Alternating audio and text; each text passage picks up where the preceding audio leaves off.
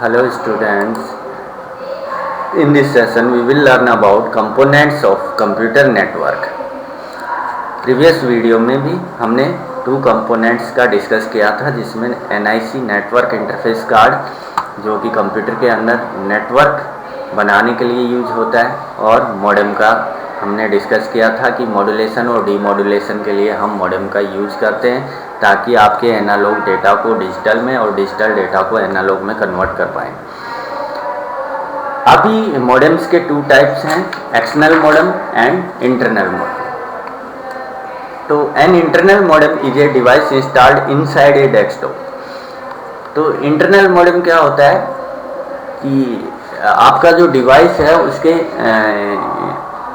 Inside में installed होता है, जिसे आपका जो मोबाइल फ़ोन होता है उसके अंदर इंटरनेट चलाने के लिए या ब्लूटूथ का यूज करने के लिए हमें किसी एक्सटर्नल मॉडेम की ज़रूरत नहीं पड़ती, क्योंकि उसके अंदर इनबिल्ट मॉडेम होता है। तो इंटरनल मॉडेम उसी को बोलते हैं जो इनसाइड में इंस्टॉल्ड हो। और जैसे डेस्कटॉप वगैरह जो हम यूज करते हैं उनमें इंटरनल मॉडेम नहीं आता, तो हमें नेटवर्क से उनको कनेक्ट करने के लिए, इंटरनेट को एक्सेस करने के लिए एक्सटर्नल मॉडेम की ज़रूरत पड़ती है।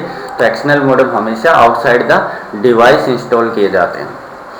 तो external modem are handy when there are a no available internal slot. जो इंटरनल स्लॉट के अंदर अवेलेबल नहीं होते हैं उनको बाहर इंस्टॉल किया जाता है, और एक्सटर्नल मॉडेम वही काम करते हैं जो इंटरनल मॉडेम करते हैं।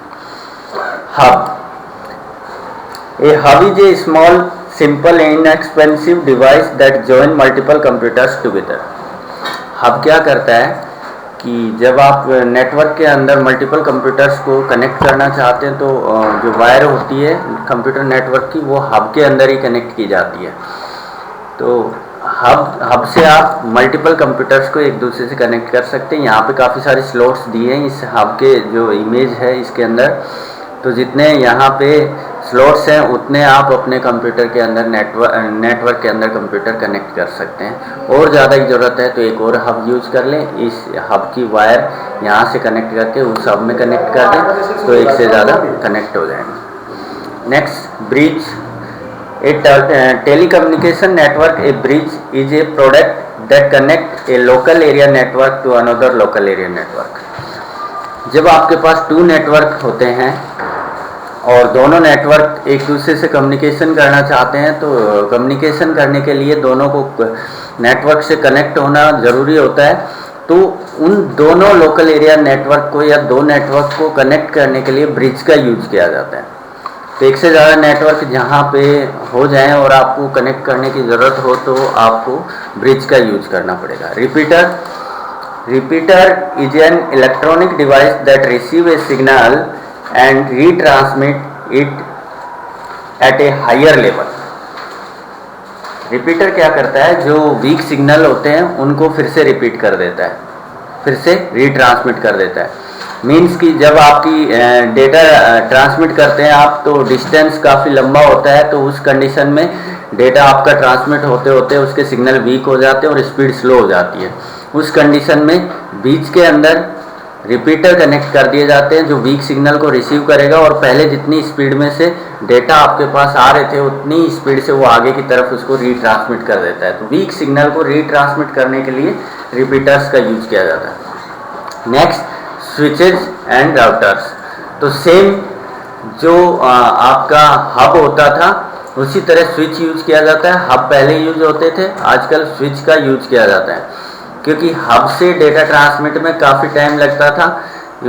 क्यों लगता था? क्योंकि हब के अंदर जितने भी नेटवर्क में कंप्यूटर कनेक्टेड हैं तो जो डेटा होता है वो सभी सिस्टम्स के पास ट्रांसमिट करता है, और जिस सिस्टम का डेटा होता है वो उसको रिसीव कर लेता है, और उसके बाद में फिर जितने भी बाकी के सिस्टम्स होते हैं वो वापस से उसको रीट्रांसमिट कर देते हैं। तो इस प्रोसेस में काफ़ी टाइम लगता है। जबकि स्विच होता है, स्विच के पास मैक एड्रेस की एक टेबल होती है जितने भी उसके नेटवर्क में डिवाइसेस कनेक्टेड हैं। तो मैक एड्रेस क्या होता है? मीडिया एक्सेस कंट्रोल बोलते हैं। जो जितने भी डिवाइसेस होते हैं उन सबका यूनिक एड्रेस होता है, वो किसी से मैच नहीं खाता।